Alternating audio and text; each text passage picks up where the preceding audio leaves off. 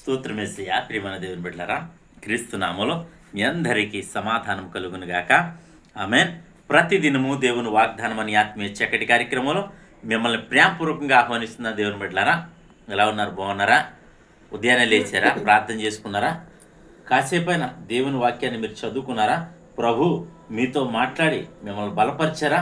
మరి ప్రతి దినము దేవుని కృపను బట్టి, మరి దేవుడిచ్చిన అవకాశాన్ని బట్టి, మరి మీకు వీడియోలు, మరి ఈ ప్రార్థన వాగ్దానాలు ప్రతి దినం అందించడం జరుగుతుంది. ఇది కేవలం యేసయ్య కృప మాత్రమే అని మీకు నేను తెలియచేస్తా ఉన్నాను. మరి ప్రతి ఒక్కరూ ఈ వాక్యాలు, వీడియోలు, మరి ఈ వాగ్దానాలను నిర్లక్ష్యం చేయొద్దు.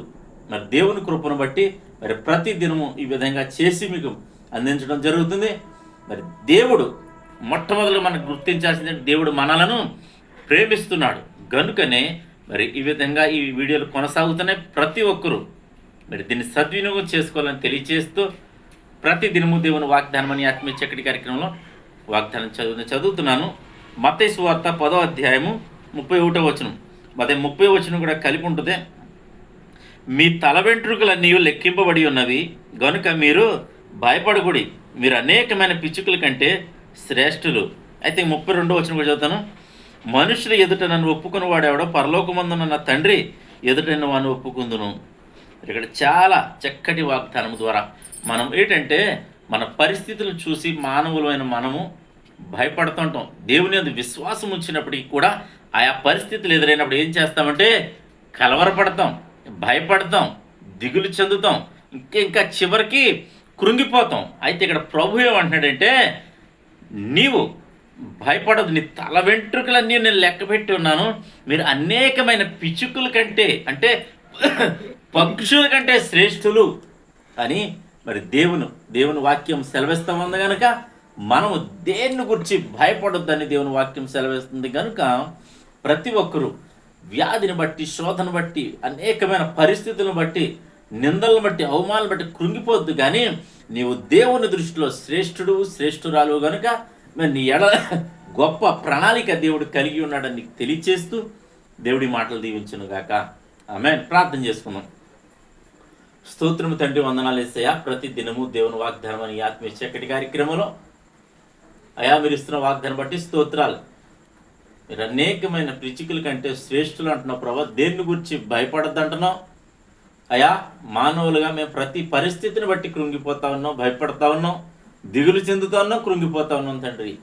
ప్రతి పరిస్థితి నుంచి మీరు విడిపించండి, ధైర్యపరిచి ప్రతి ఒక్కరిని లేవనెత్తండి. దినం ఎవరెవరు ఏ పరిస్థితులు ఉన్నారో, వ్యాపారంలో లాస్ అయిన పరిస్థితులు ఉంటే ప్రభావాన్ని నింపండి ప్రభావ. వ్యాపారాల్లో దీవించండి, వ్యవసాయాల్లో దీవించండి అయా. పాడి పంటలు నాయన, ఆరోగ్యం, ప్రతి విషయంలో మీరు దీవించమని, ఆశీర్వదించమని, ఆరోగ్యం ఆయుష్ని బిడ్డలకు దయచేయమని ప్రార్థిస్తున్నా తండ్రి. వందనాలు. ఉద్యోగాలను బిడ్డలకు ఉద్యోగాలు దయచేయండి.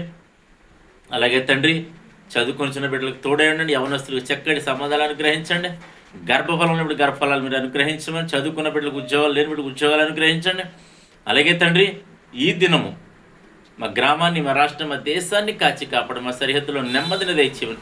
అలాగే ప్రభు నాయన తుఫాను కారణంగా ఎక్కడ ఏ నష్టము జరగకుండా నీ కాపుదల ఉంచమని ప్రార్థిస్తున్నాను. ఈ దినం ఎవరైతే మ్యారేజ్ డే పట్టి జరిపిన బిడ్డలందరికీ క్షేమాన్ని, సమాధానం సంవత్సరం అంతా మీరు జరిగించమని, అలాగే రేపు ఆదివారం జరుగుతున్న ప్రభు జరగవచ్చిన యూత్ మీట్ని కూడా మీరు దీవించని, ఆశీర్వదించమని, నీ కృపించమని, దీవించి మాయం పొందమని క్రీస్తు నామములో అడుగుతున్నాము తండ్రి.